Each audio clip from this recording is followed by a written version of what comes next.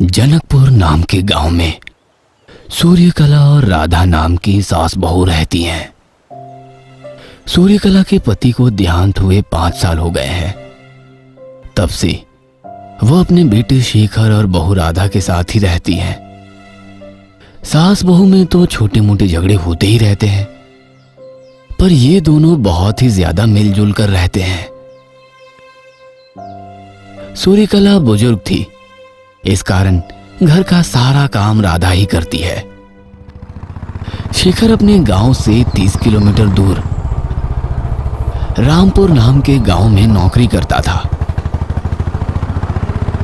शेखर सुबह 9 बजे जाता और शाम को 6 बजे लौटकर घर आता।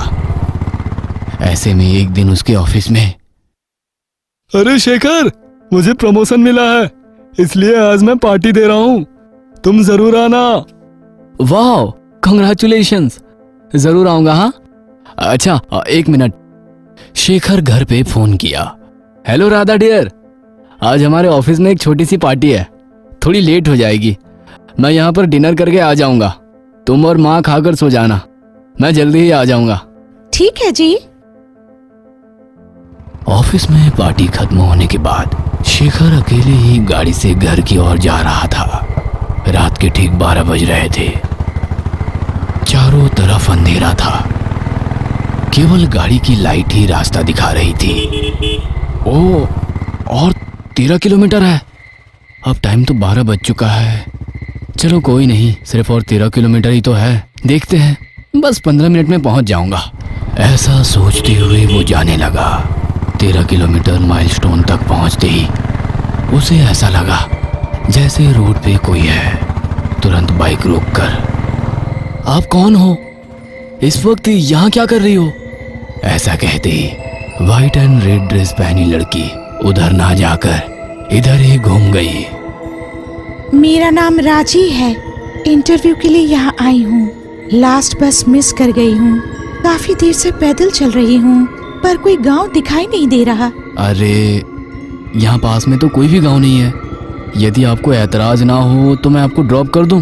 बताइए, आपको कहाँ जाना है? नहीं, मैं इस गांव में किसी को नहीं जानती हूँ। हमारे गांव के लिए बस कल सुबह है, तब तक मैं किसी होटल में रह लूंगी। रात ज्यादा हो रही है, ऊपर से आप अकेली लड़की हैं। अकेली लॉज में रहना उतना सेफ नहीं है। अच्छा, अब मेरे घर चलिए, मेरी पत्नी के रूम में सो जाइएगा और सुबह चले जाइएगा। शेखर के ऐसा कहते ही राजी बाइक पर बैठ गई और दोनों जाने लगे। शेखर और राजी दोनों घर पहुंच गए। शेखर ने राधा को सारी बातें बताई। सभी लोग जाकर सो गए। सभी के सोने के बाद राजी भूतनी में बदल गई और शेखर के पास जाकर उसे ध्यान से देख रही थी। सुबह हुई। शेखर उठकर ऑफिस के लिए तैयार हुआ। राधा, जल्दी से नाश्ता लेकर आओ, ऑफिस के लिए देर हो रही है। राधा! शेखर के जोर से पुकारने पर राधा नींद से हड़बड़ाती हुई उठी। हाँ जी, आ रही हूँ। ऐसा कहते हुए बेडरूम से हड़बड़ाती हुई डाइनिंग टेबल के पास आई। शेखर की आवाज सुनकर रसोई घर से सासू माँ बाहर आई। क्या बात है राधा बेटी, हर दिन सबसे पहले उठकर सब काम करती थी, आज क्या हुआ तुम्हें? ऐसी कोई बात नहीं है सासू माँ, सर में थोड़ी दर्द है, इसलिए उठने में देर हो गई।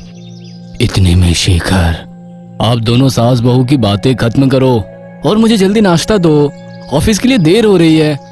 अच्छा, पूछना भूल गया, रात को राजी नाम की लड़की आई थी, वो कहाँ है? दिखाई नहीं दे रही है।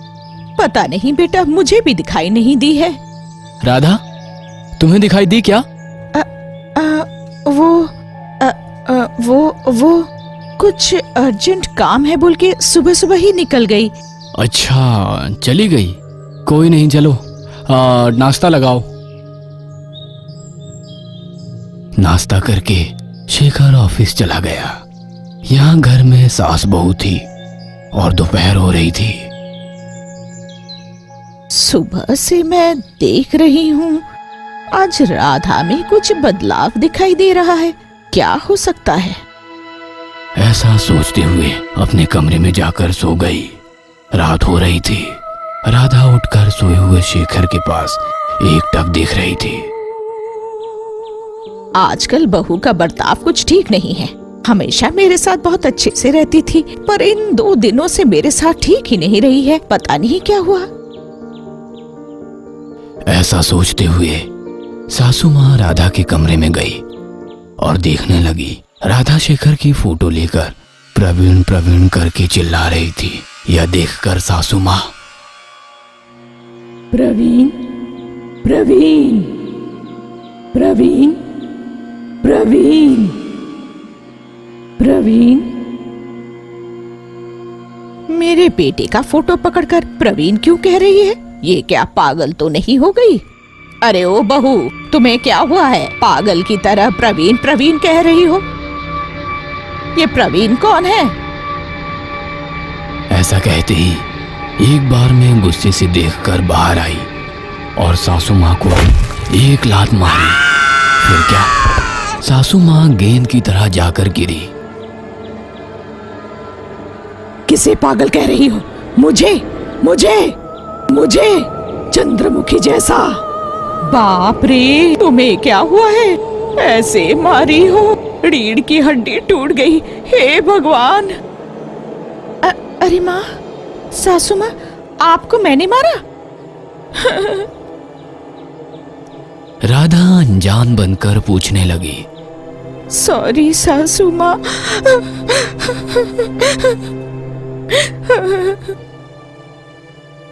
ये क्या है रे बाबा, मुझे मारकर तुम रो रही हो?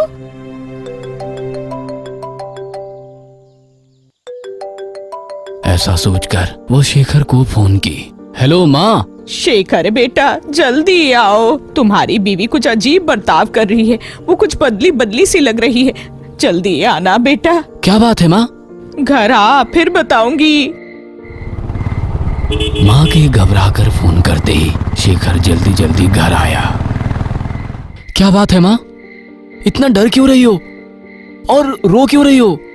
राधा कहाँ है? वो राधा नहीं है बेटा, बड़ी मुसीबत है। मुझे उठाकर पटक दी है बेटा। लगता है उसे कोई भूत पकड़ा है। क्या? राधा तुम्हें मारी? राधा, राधा! वो पुकारते हुए अपने बेडरूम के पास गए। माँ बेटे खिड़की से अंदर देख रहे थे। प्रवीण प्रवीण प्रवीण प्रवीण। माँ, आपने बिल्कुल सही कहा। राधा को चुड़ैल ने पकड़ा है। उस गांव में रहने वाले तांत्रिक मंगराजू के पास जाकर उन्हें सारी बातें बताए। मंगराजू शेखर के घर आए। ललाटम जल जलाटम आह्वान, ललाटम जल जलाटम आह्वान। उन मंत्रों को सुनते ही भूतनी राजी के रूप में बदल गई और तांत्रिक के सामने आकर प्रकट हो गई। तुम राजी हो ना? तुम चुड़ैल हो? प्रवीण, मैं हूँ तुम्हारी राजिनी। ये प्रवीण नहीं है, शेखर है। नहीं, ये मेरा प्रवीण है। उस दिन गाड़ी में आते हुए प्रवीण को देखकर मैं चौंक गई थी, मगर प्रवीण मुझे नहीं पहचाना। तब मुझे पता चला कि वो प्रवीण नहीं है करके, मेरा प्रवीण जैसा दिखने वाला कोई और है करके। मैं और प्रवीण कुछ दिन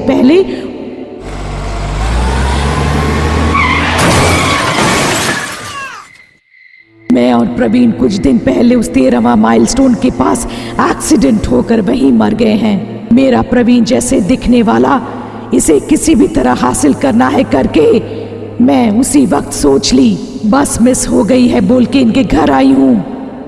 सोई हुई राधा के शरीर में मैंने प्रवेश कर ली है। कुछ दिनों में राधा के शरीर में पूरी तरह से प्रवेश करके उसे मार डालूंगी। उसकी आत्मा शरीर को छोड़कर चली जाएगी। तब मैं उसके शरीर पर कब्जा करके अपने प्रवीण के साथ जिंदगी भर आराम से रहूंगी। सोची, ये मेरा प्रवीण है, ये मेरा प्रवीण है। राधा को मार डालूंगी। ये प्रवीण नहीं है, शेखर है। दिखने में एक जैसा होने से क्या हो गया? प्रवीण तो उस दिन तुम्हारे साथ मर गया था ना? मर गया है, पर इसमें मैं अपना प्रवीण को देखती हूँ। यही है मेरा प्रवीण, यही मेरा प्रवीण। कह रहा हूँ कि ये प्रवीण नहीं है। राधा को छोड़कर चले जाओ, वरना तुम्हारी आत्मा को बंदी बनाकर भस्म कर दूंगा। नहीं स्वामी, मुझे छोड़ दीजिए, मैं राधा को छोड़ दूंगी। भूतनी ने राधा के शरीर को छोड़ दिया। यह सब देखकर शेखर और सूर्यकला को बहुत दुख हुआ। राजी, प्रवीण बहुत तकदीर वाला था, जिसे तुम जैसी प्रेमिका मिली, पर तुम लोगों का प्यार फलने से पहले ही मुरझा गया। स्वामी, किसी भी तरह इसकी आत्मा को शांति दिलाइए। ऐसा कहते ही तांत्रिक कुछ मंत्र पढ़ने लगा।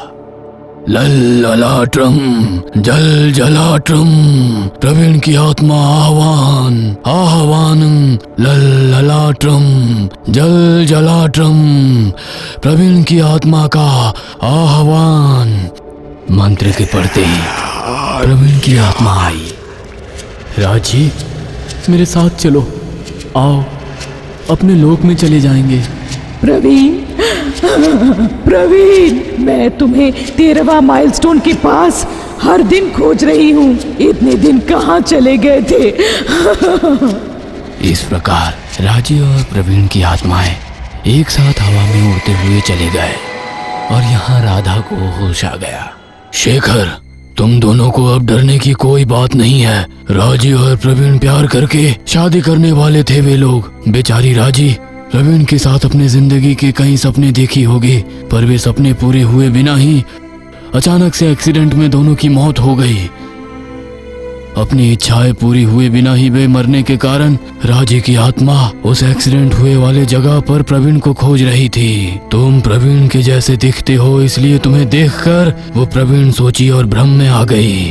असल में प्रवीण की आत्मा के पास वो पहुंच गई है। उनकी आत्मा को अब शांति मिल गई है। मैं अब चलता हूँ, शुभ हो।